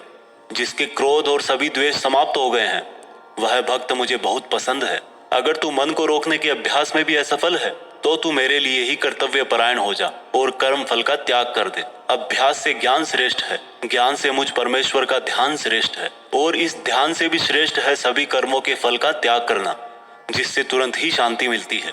जो व्यक्ति हर तरह के सुख दुख, शस्त्र और मित्र भाव, लाभ हानि, मोह और इच्छा, हर तरह के मौसम से मुक्त है और सभी प्राणियों को बराबर देखता है, और जो अपने मन और इंद्रियों को पूरी इच्छा शक्ति से वश में किए है, वही परमानंद के लिए श्रेष्ठ है। जो निंदा और प्रशंसा को एक समान समझता है, जो किसी भी स्थान पर किसी भी भोजन के साथ रह सकता है, वह भक्त मुझे श्रेष्ठ लगता है। और उनमें भी जो निष्काम भाव से अपना कर्म और मेरी सेवा करते हैं, वह मुझे अति प्रिय है। दोस्तों इस चैप्टर में बताया गया है कि आपको अपने खुद के पुराने अनुभवों से सीखना चाहिए। एक स्टूडेंट को या एक उस इंसान को जो अपनी लाइफ में कुछ बड़ा करना चाहता है, उसको कम खाना चाहिए और हर तरह के इमोशन में सिर्फ यह सोचना चाहिए कि खुद का सपना कैसे पूरा करूं। यह भागवत गीता सार आप YouTube के जीत फिक्स चैनल पर सुन रहे हैं। भागवत गीता अध्याय 13 क्षेत्र क्षेत्रज्ञ विभाग योग। भागवत गीता के 13वें चैप्टर में हम जानेंगे कि किस तरह से हमारे एक्शन से रिजल्ट पैदा होता है। श्री कृष्ण ने कहा कि यह शरीर एक क्षेत्र की तरह है, और जो इसको जानता है उसको क्षेत्रज्ञ कहते हैं। क्षेत्र मतलब खेत। जिस तरह से खेत में जैसा बीज डालते हैं, वह उसी प्रकार का सही समय आने पर फल देता है। उसी तरह जीवन में भी जिस तरह का कर्म फल का बीज मनुष्य डालता है, वही बीज समय आने पर उसी प्रकार का फल देता है। इसीलिए इस शरीर को क्षेत्र कहा गया है। यह क्षेत्र और क्षेत्रज्ञ का ज्ञान बहुत विद्वानों द्वारा बहुत तरीके से कहा जाता है, और इस ज्ञान में 5 महाभूत यानी कि पृथ्वी, अग्नि, जल, वायु, आकाश को मिलाकर मन, बुद्धि, अहंकार और सभी इंद्रियां भी शामिल है। इसके साथ साथ इसमें सुख दुख, चेतना, शरीर, धैर्य और विकार भी सम्मिलित है। अब परम ब्रह्म को प्राप्त कराने वाला ज्ञान क्या है, यह मैं तुझे बताऊंगा। मनुष्य में कोई भी खूबी होने पर उसमें किसी तरह का घमंड नहीं होना चाहिए। किसी भी प्राणी को सताना नहीं चाहिए। दूसरों के प्रति क्षमा भाव होना चाहिए। गुरु की सेवा की जानी चाहिए। मन और वाणी में सरलता होनी चाहिए। मन और समस्त इंद्रियों पर पूरा वश होना चाहिए। किसी भी तरह के भाव में नहीं बहना चाहिए। संतान, जीवन साथी, घर और धन में मोह नहीं होना चाहिए। अच्छे और बुरे में भी मन और बुद्धि की स्थिरता होनी चाहिए। वासना वाले लोगों से दूरी होनी चाहिए। एकांतवास में मन का शुद्धिकरण करना चाहिए। मुझ परमेश्वर में पूरी तरह से समर्पण और ध्यान मग्न रहना चाहिए। हे अर्जुन, अब मैं तुझे परम ब्रह्म के बारे में कहूंगा। वो सर्वव्यापी है। वह सब इंद्रियों के साथ भी इंद्रियों के बिना है, और वह निर्गुण होकर भी सभी गुणों के साथ है। वह सभी सजीवों और निर्जीवों में है। वह दूर भी है और पास में भी, लेकिन फिर भी जानने में नहीं आता। वह ब्रह्मा की तरह जीवन उत्पन्न करता है, विष्णु की तरह पालन करता है, और शंकर की तरह विनाश भी करता है। वह अलग अलग कालों में होते हुए भी एक जैसा लगता है, और एक ही काल में भी अलग अलग तरह का होता है।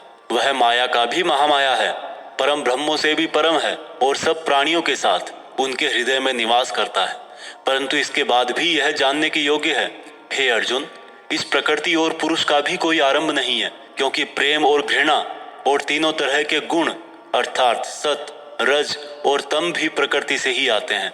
कार्य और कार्यों को करने वाली इंद्रियां भी प्रकृति से ही उत्पन्न होती है। प्रकृति से जन्मा मनुष्य प्रकृति के ही गुणों को भोगता है और इन्हीं गुणों के भोग के अनुसार ही उसका जन्म और मरण तय होता है। इस तरह से जो भी मनुष्य इस पुरुष और प्रकृति के ज्ञान को जानता है वह कर्म करता हुआ भी मुझे प्राप्त होता है और मुझ परमात्मा को हर मनुष्य अपने अलग अलग तरीके से पाता है। किंतु जो मंद बुद्धि होते हैं वह तो इस ज्ञान को सुनकर और मेरी प्रकृति जानकर ही मृत्यु लोक से मुक्त हो जाते हैं। जो मनुष्य सभी कर्मों को प्रकृति से ही होने वाला मानता है वह अपनी आत्मा को अकर्ता समझकर इस भव सागर से पार हो जाता है। हे अर्जुन, जिस तरह से आसमान का पदार्थ काफी पतला होता है और इसीलिए वो दूषित नहीं होता, उसी प्रकार से यह आत्मा शरीर में सूक्ष्मता से रहती है जिससे ये कभी दूषित नहीं होती। इस प्रकार से प्रकृति, पुरुष और चेतना के ज्ञान से तू भी मुझ परम ब्रह्म को प्राप्त हो जा। दोस्तों, इस चैप्टर में यह बहुत ही बारीकी से बताया गया है किस तरह से हमारे ही कामों से हमें तकलीफ या खुशी मिलती है। मान लीजिए हमारा शरीर खेत की तरह है और हम हैं इसके किसान। अब हम जो भी इस खेत में बोएंगे फल भी उसी बीज के अनुसार हमें भविष्य में जाकर मिलता है। इसलिए यह हमारे आज के एक्शंस पर ही डिपेंड करता है कि हमें फ्यूचर में क्या मिलने वाला है। भागवत गीता अध्याय 14 प्रकृति के 3 गुण। दोस्तों, भागवत गीता के 14वें चैप्टर में हम जानेंगे कि किस तरह से हमारा स्वभाव और यह संसार 3 गुणों में बटा हुआ है। श्री कृष्ण बोले, हे अर्जुन, अब मैं तुझे संसार के उन 3 गुणों के बारे में बताऊंगा जो आत्मा को शरीर के मोह से बांधते हैं और जिन्हें जानकर कोई भी मनुष्य मुझे पा सकता है। यह तीनों गुण है सत्वगुण, रजोगुण और तमोगुण। सत्वगुण इन सभी गुणों में श्रेष्ठ है और यह ज्ञान और सुख से जोड़ता है। रजोगुण कामना और आसक्ति से उत्पन्न होता है जो कि कर्म और उसके फल में बांधता है। तमोगुण मनुष्य को भोग विलास, आलस्य और निद्रा में बांधता है। हे अर्जुन, सत्वगुण सुख देता है, रजोगुण कर्म करवाता है और तमोगुण मनुष्य को उसके स्थान से भी बहुत नीचे गिरा देता है। किन्हीं भी 2 गुणों को वश में करने से तीसरे गुण की प्राप्ति होती है। जिस पल मन में शांति और ज्ञान बढ़ा हुआ लगे उस समय यह मानना चाहिए कि सत्वगुण बढ़ रहा है। जिस पल मन में लालच और स्वार्थ का आभास हो उस समय रजोगुण बढ़ता है। जिस समय मन में अंधकार, विषयों में आसक्ति, आलस्य और निद्रा हो उस समय मनुष्य में तमोगुण होता है। सत्वगुण में मरने वाला मनुष्य परमात्मा को प्राप्त होता है। रजोगुण वाला मनुष्य फिर से जन्म लेकर मनुष्य बनता है और तमोगुण वाला प्राणी अगले जन्म में कीट पतंग बनता है। सात्विक कर्म का परिणाम है सुख, राजस कर्म का परिणाम है दुख और तामस कर्म का परिणाम अज्ञान होता है। जो व्यक्ति इस बात को जानता है कि यह 3 गुण ही उससे सब काम करवाते हैं, तब वह अपने कर्तापन से और इस संसार से मुक्त हो जाता है और इस तरह से सोने, पत्थर और मिट्टी को एक जैसा समझने वाला मनुष्य परम ब्रह्म अर्थात मुझे प्राप्त हो जाता है। दोस्तों, यह 3 प्रकार सात्विक, राजस और तामस हमारी डेली लाइफ में बहुत यूजफुल हैं। अगर आप मेहनत करके कुछ उम्मीद नहीं करोगे तो आप हमेशा खुश रहोगे। अगर आप किसी अच्छे रिजल्ट की कामना करके मेहनत कर रहे हो तो कोई गारंटी नहीं कि खुशी होगी या दुख होगा। अगर आपने किसी का नुकसान करने के लिए कर्म किया है तो यह निश्चित है कि किसी न किसी समय आपको ही दुख मिलेगा। भागवत गीता अध्याय 15 पुरुषोत्तम योग। दोस्तों, गीता के 15वें चैप्टर में बताया गया है कि किस प्रकार से यह दुनिया एक इल्यूजन है और कैसे हम इसमें उलझकर रह जाते हैं। श्री कृष्ण बोले कि यह संसार बरगद के एक उल्टे पेड़ की तरह है जिसकी जड़ें ऊपर है और डालियां, पत्ते नीचे की तरफ। पत्तियां वेदों को दिखाती हैं और डालियों के अंत में फल कार्य फल के जैसा है। इस पेड़ की जितनी भी शाखाएं हैं वो 3 तरह के गुण यानी कि सत्व, रज और तम से ही बनी है। इसकी जड़ों में स्वयं परमात्मा विराजमान है। इस पेड़ की शाखाओं के अंत में नई कोंपले मनुष्य की इच्छाओं को दिखाती है। यह पेड़ हर दिशा में इस तरह से बढ़ा रहता है कि ज्ञान के अभाव में मनुष्य इसमें उलझकर ही रह जाता है और जो इस पेड़ के रहस्य को जान लेता है वह परम ब्रह्म को प्राप्त हो जाता है।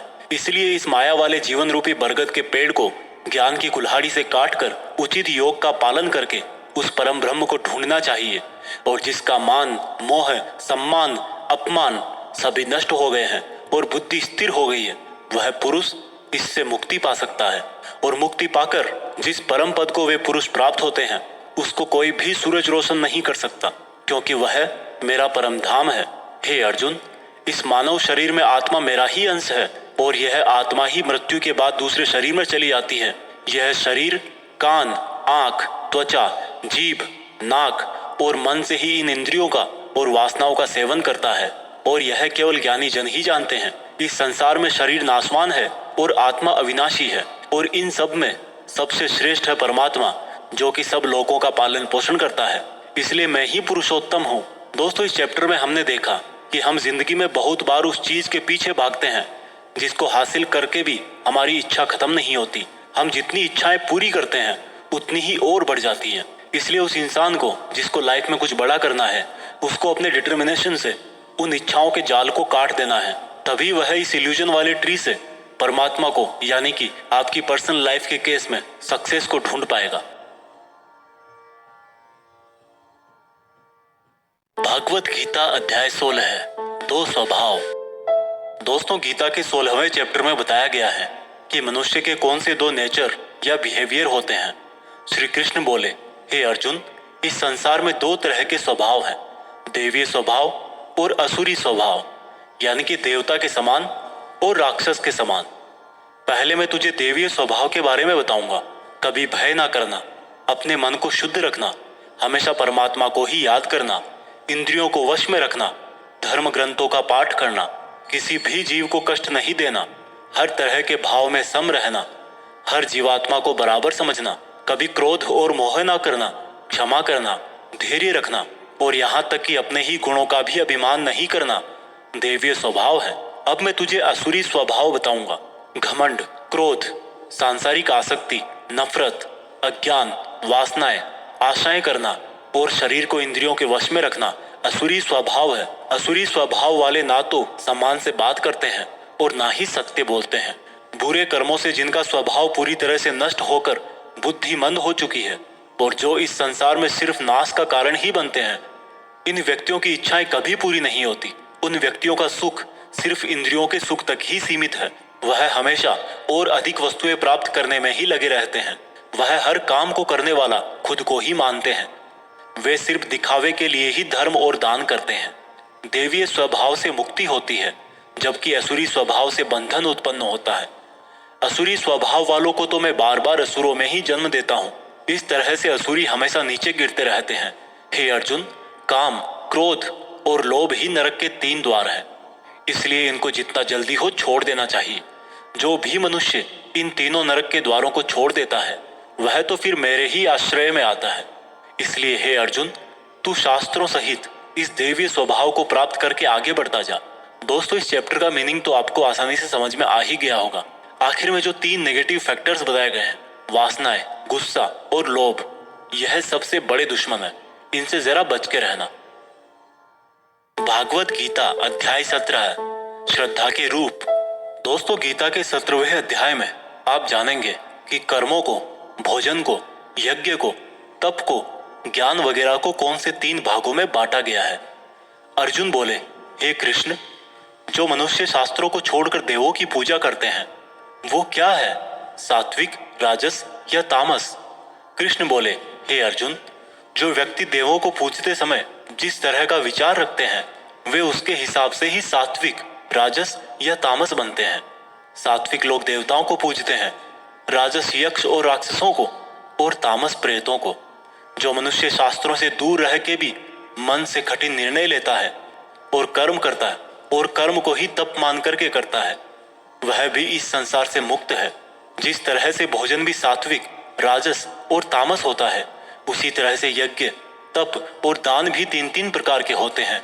फलों से किया गया भोजन सात्विक होता है। राजस भोजन स्वाद में तीखे, जैसे कि मीठे, खट्टे, बहुत गर्म आदि होते हैं, और तामस भोजन में जैसे दुर्गंध वाले, बिना रस के, अधपके, अपवित्र आदि हैं। इस तरह यज्ञों में शास्त्र विधि से नियत और फल की इच्छा रहित किया गया यज्ञ सात्विक है। केवल फल प्राप्ति को ध्यान में रखकर किया गया यज्ञ राजस यज्ञ है। शास्त्रों के विरुद्ध, दान रहित और श्रद्धा रहित किया गया यज्ञ तामस यज्ञ है। इसी तरह से तपों में ऐसा तप जो फलों की इच्छा से रहित हो, सात्विक तप कहलाता है। किसी वस्तु की प्राप्ति के लिए किया गया यज्ञ राजस तप कहलाता है, और किसी की हानि करने के लिए किया गया तप तामस तप कहलाता है। इस प्रकार से दान में बिना खुद को श्रेय दिए जिसको जो आवश्यकता हो वह दान कर दिया जाए और यह समझा जाए कि दान ही कर्तव्य है, वह दान सात्विक दान कहलाता है। जैसे कि भूखे को खाना खिलाना, वस्त्रहीन को वस्त्र पहनाना, अकाल क्षेत्र में अन्न दान करना। जो दान उसके फलों को दृष्टि में रखकर खुद का मान बढ़ाने के लिए, स्वर्ग की प्राप्ति के लिए और दान के बदले में वापस प्रत्युपकार की चाह में दिया गया हो, वह राजस दान कहलाता है। जो दान बिना सम्मान के किसी को अपमान करके बलपूर्वक दिया जाता है या किसी अयोग्य को दिया जाता है तो उसको तामस दान कहते हैं। श्रद्धा सहित, फल की इच्छा रहित और जगत कल्याण के लिए किया गया दान, यज्ञ और तप मनुष्य को इस संसारी माया से मुक्त करके मुझ में विलीन करता है। दोस्तों, इस चैप्टर में आपने सुना कि हर कर्म के 3 प्रकार होते हैं और इन कर्मों को करते टाइम आपके मन में जैसी भावना या जैसा मकसद होता है उसी तरह से आपको फल मिलता है। और ये तीनों प्रकार हैं सत, रज और तम। सत सबसे अच्छा माना गया है, तम सबसे गिरा हुआ माना गया है। सत का मतलब है आप जो भी काम करें, मेहनत करें, उसमें एकदम इमोशनली स्टेबल होकर, बिना उस काम के रिजल्ट के बारे में सोचे, बिना उस काम को करने का क्रेडिट लिए, खुद के मन की शुद्धता और संसार का कल्याण करने के लिए करें। लेकिन आज के टाइम में हम अपने गोल्स के लिए काम करते हैं जिनमें हमें मेहनत के लास्ट में रिजल्ट चाहिए होता है। भगवान कृष्ण ने कहा है कि हमारे दुखों का और काम बिगड़ने का यही मेन रीजन है कि हम उसके रिजल्ट के बारे में सोच सोच कर परेशान रहते हैं। इसलिए दोस्तों, आप भी सत्य के इस रास्ते पर रहने की कोशिश करें। भागवत गीता अध्याय 18 उपसंहार। दोस्तों, गीता के 18वें और आखिरी चैप्टर में हम जानेंगे कि क्या त्याग और संन्यास एक ही है। इस पूरे गीता ग्रंथ का निचोड़ भी आपको इसी चैप्टर में मिल जाएगा, इसलिए आपको इस चैप्टर को लास्ट तक ध्यान से सुनना चाहिए। अर्जुन बोले, हे कृष्ण, मैं त्याग और संन्यास के बारे में जानना चाहता हूँ। श्री कृष्ण ने उत्तर दिया कि अर्जुन, इस संसार में कुछ लोग कर्मों के फलों को छोड़ने को त्याग कहते हैं और अगर कर्मों को ही त्याग दे तो उसको संन्यास कहते हैं। कुछ लोग सभी कर्मों को दोष भरे और सभी दुखों का कारण मानकर उनका त्याग करने के लिए बोलते हैं और कुछ लोग बोलते हैं कि यज्ञ, तप और दान वाले कर्म कभी भी नहीं त्यागने चाहिए। इसलिए अर्जुन, अब तू मेरे से त्याग और संन्यास को अच्छी तरह से समझ। इन दोनों में से मैं त्याग को पहले बताऊंगा, क्योंकि यह त्याग भी 3 तरह का होता है, सात्विक, राजस और तामस। यज्ञ, तप और दान ये तीनों त्याग के योग्य नहीं, बल्कि फल की इच्छा के बिना किया गया यज्ञ, तप और दान यही सात्विक त्याग कहे जाते हैं। मतलब जो शास्त्रों में दिया गया कर्म और धर्म जिसमें फल और आसक्ति ना हो, उसको सात्विक त्याग कहा जाता है। कोई मनुष्य अगर सभी कर्मों को यह समझकर त्याग दे कि यह कर्म ही दुखों का कारण है, तो यह त्याग राजस त्याग कहलाता है। किसी अन्य मोह के कारण अगर किसी कर्म का त्याग कर दिया जाए तो त्याग को तामस त्याग कहते हैं। जो व्यक्ति किसी भी काम से ना तो प्रेम करता है और ना ही नफरत करता है, ऐसा बुद्धिमान व्यक्ति ही सच्चा त्यागी है। मनुष्य शरीर कितना भी प्रयास कर ले, लेकिन वो फिर भी पूरी तरह से कर्म को नहीं छोड़ सकता, जैसे कि सांस लेना। इसलिए कर्मों के फलों को छोड़ देना ही सच्चा त्याग होता है। जो लोग कर्म फलों का त्याग इस संसार में नहीं करते हैं, उनके कर्म फल मृत्यु के बाद भी उनका पीछा नहीं छोड़ते हैं। हे अर्जुन, मनुष्य मन, वाणी और शरीर से जो भी अच्छा या बुरा काम करता है वह 5 तरह से होता है। करने वाले के द्वारा, उसके शरीर के द्वारा, उसकी ज्ञानेंद्रियों के द्वारा, उसकी कर्मेंद्रियों के द्वारा या फिर उसके पूजनीय देवताओं के द्वारा। ज्ञाता, ज्ञान और ज्ञेय ये 3 प्रकार की कर्म प्रेरणा है। कर्ता, कारण और क्रिया ये 3 तरह के कर्म संग्रह है। अर्जुन, ज्ञान, कर्ता और कर्म ये तीनों भी 3 तरह के हैं। जिस ज्ञान में परमात्मा को अमर और अनंत माना जाता है वह ज्ञान सात्विक है। जिस ज्ञान में परमात्मा को अलग अलग समयों में अलग अलग नामों से जाना जाता है वह राजस ज्ञान है।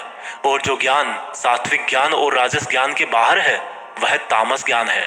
जो कर्म श्रद्धा रहित और फल की इच्छा के बिना किया जाता है वह सात्विक कर्म कहलाता है। जो कर्म कुछ पाने के लिए किया जाता है वह राजस है और जो कर्म किसी का नुकसान करने के लिए किया जाता है वह तामस कर्म है। इस प्रकार से सात्विक कर्म करने वाला सात्विक कर्ता, राजसी कर्म करने वाला राजसी कर्ता और तामसिक कर्म करने वाला तामसिक कर्ता कहलाता है। इस तरह बुद्धि और संकल्प भी 3 तरह के होते हैं। हे अर्जुन, सात्विक कर्म, राजस कर्म और तामस कर्म करने वालों की बुद्धि और संकल्प ये भी क्रमशः सात्विक, राजस और तामस होते हैं। हे अर्जुन, सुख भी 3 तरह के होते हैं। बिना किसी कर्म फल के परम ब्रह्म में ध्यान लगाकर मिलने वाला सुख सात्विक सुख होता है। बल, बुद्धि, शक्ति, राज्य इत्यादि की प्राप्ति राजस सुख है। नींद, आलस्य और वासना इत्यादि तामस सुख है। इस पूरे ब्रह्मांड में इन तीनों प्रकार के अलावा और कुछ भी नहीं है। हे अर्जुन, ब्राह्मण, क्षत्रिय, वैश्य और शूद्र, इन चारों के कर्म इनके गुणों के आधार पर बांटे गए हैं।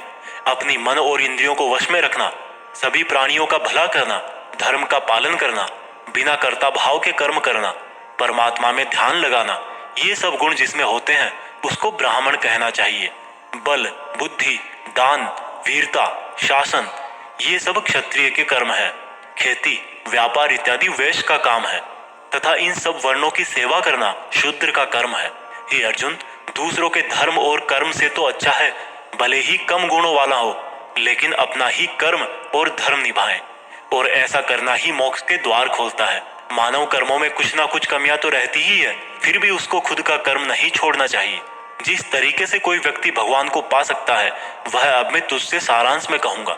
हमेशा और हल्का भोजन करने वाला, हमेशा और हल्का भोजन करने वाला, अपने देश का धर्म निभाने वाला, इच्छाओं का त्याग करके एकांत में ज्ञान का अध्ययन करने वाला, मन, वाणी, शरीर को वश में रखने वाला, लाभ हानि, सजीव निर्जीव, मित्र शत्रु, इन सबको बराबर समझने वाला, घमंड, बल, मोह रहित और शांति सहित भगवान से अनंत भक्ति प्रेम करने वाला सदा के लिए मेरे पास आ जाता है।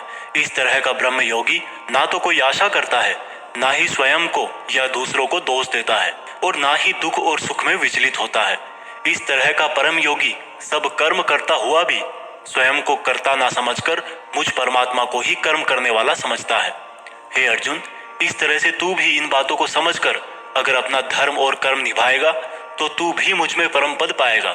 और अगर तू इस तरह बोलकर कि मैं युद्ध नहीं करूंगा, मेरे ज्ञान को नहीं मानेगा, तो अपने धर्म, कर्म और परमार्थ से भटक जाएगा और नष्ट हो जाएगा। हे अर्जुन, तेरे अंदर भी मैं ही हूँ, इसलिए तू सब मोह छोड़कर और इस माया से बाहर निकलकर अपना कर्म और धर्म युद्ध कर। इसी से तू मुझ भगवान के धाम में ऊंचा स्थान प्राप्त करेगा। अर्जुन, मैंने पूरे रहस्यमयी और गोपनीय ज्ञान तुझे अच्छी तरह से बता दिए हैं, फिर भी तू अब जो समझ कर करना चाहे वैसा करना। लेकिन अर्जुन, तू मुझे बहुत ही प्रिय है, इसलिए मेरा ही भक्त बन और मुझे ही सदा प्रणाम कर। मैं प्रतिज्ञा करता हूँ कि ऐसा करने से तू मेरे ही पास आएगा। फिर भी यदि तुझे ऐसा लग रहा है कि तू पाप करने जा रहा है, तो जब तू मेरी ही शरण में आ जाएगा तो मैं तेरे पूरे पापों को माफ कर दूंगा। इसलिए तू दुखी मत हो। और अर्जुन, तू इस दिव्य ज्ञान को उस व्यक्ति से मत कहना जो इसको सुनना नहीं चाहता, या भक्ति और कर्म नहीं करना चाहता, या परमात्मा में दोष निकालता हो। परंतु तू जिस भी मेरे भक्त को मेरा प्रिय समझकर यह ज्ञान कहेगा, वह भक्त इस संसार में मेरा सबसे प्रिय भक्त होगा। इस गीता ज्ञान को समझना ही वास्तविक ज्ञान यज्ञ है, और इस ज्ञान यज्ञ से भी कोई भक्त मुझे प्राप्त कर सकता है। हे अर्जुन, अब मुझे यह बता, क्या तेरा अज्ञान मिट गया है? अर्जुन उठकर बोले, हे परम ब्रह्म श्री कृष्ण, मैंने आपका संपूर्ण ज्ञान अपनी बुद्धि में बिठा लिया है और अब मैं स्थिर हूँ, और जैसा आपने मार्गदर्शन किया है मैं ठीक उसी प्रकार से अपने कर्तव्य और धर्म का पालन करूंगा। दोस्तों, चाहे कितनी भी मुश्किलें आए, जो इंसान खुद भगवान कृष्ण की इन बताई गई बातों को फॉलो करता है, उनको अपने जीवन में उतारता है, उसकी न केवल पूरी प्रॉब्लम सोल्व हो जाती है, बल्कि उसे जीने का, अपने सपनों को हासिल करने का तरीका भी पता लग जाता है। कुछ लोग ये भी बोलते हैं कि गीता ज्ञान सिर्फ हिंदू धर्मों का ग्रंथ है, जबकि भगवान ने खुद कहा है कि व्यक्ति जाति और धर्म से नहीं, गुणों से ब्राह्मण होता है, और इस भागवत गीता पर सभी मनुष्यों का बराबर हक है। आज की ये दुनिया कर्म भूमि है। कर्म और मेहनत का सिद्धांत सबके लिए एक होता है। इसलिए आप सब लोग इस गीता ज्ञान को बार बार सुने, हर एज के पुरुष और महिलाओं को सुनाएं, ताकि आप अपनी कर्म स्थल के अर्जुन बनकर अपने जीवन का लक्ष्य हासिल कर सको। जय श्री कृष्णा, जय हिंद, वंदे मातरम।